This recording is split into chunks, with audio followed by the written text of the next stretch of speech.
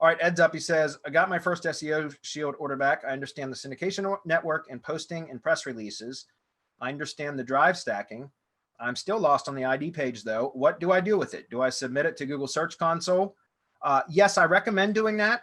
So if you uploaded it, if you have the the ID page in an Amazon S3 bucket, the way that you can add that to your Search Console is you can upload you can go to add it. You have to add it as a URL. You can't do like a domain prefix in Search Console with it because you don't own the Amazon domain, but you can add it as a URL, right? So you go to add the URL in Search Console and it'll tell you that it needs verification.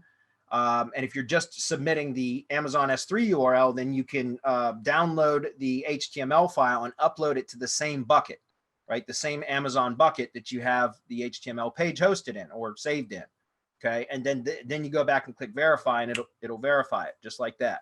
And so I always recommend, whatever account the G site and Drive Stack were built under is typically where I end up submitting the ID page into the Search Console there. It doesn't matter if you have a branded asset, like a G Suite account or something like that. You can always add it there too. It doesn't matter to the same Search Console account that's attached to your G Suite account. I'm just saying, for my processes, we typically just add it to the Search Console account of the G site and Drive Stack owner, so to speak. But yes, you can do that. Do I never touch it?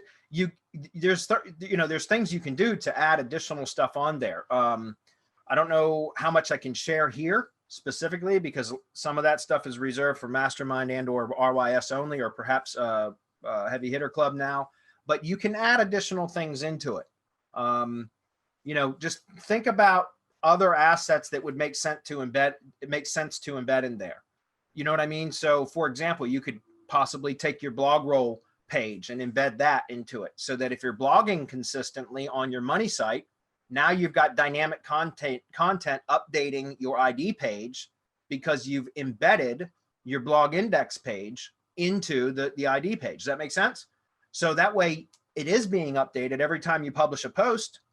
It's going to automatically update the ID page through the embed, right? So there will be like new content on the page. So that's just one example of some of the things that you can do. You can add additional assets in there that are branded. You can update the JSON-LD structured data code to add more same as attributes. There's a ton of stuff that you can do to it beyond that.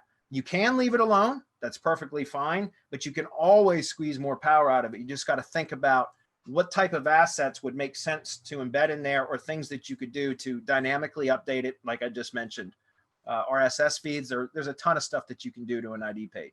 Okay. But you can leave it just the way that it is and get results from that too, but you can always squeeze more power out of them is what I'm saying. Each property that gets iframed into that ad ID page is a perfect place for link building and for embed runs and link building.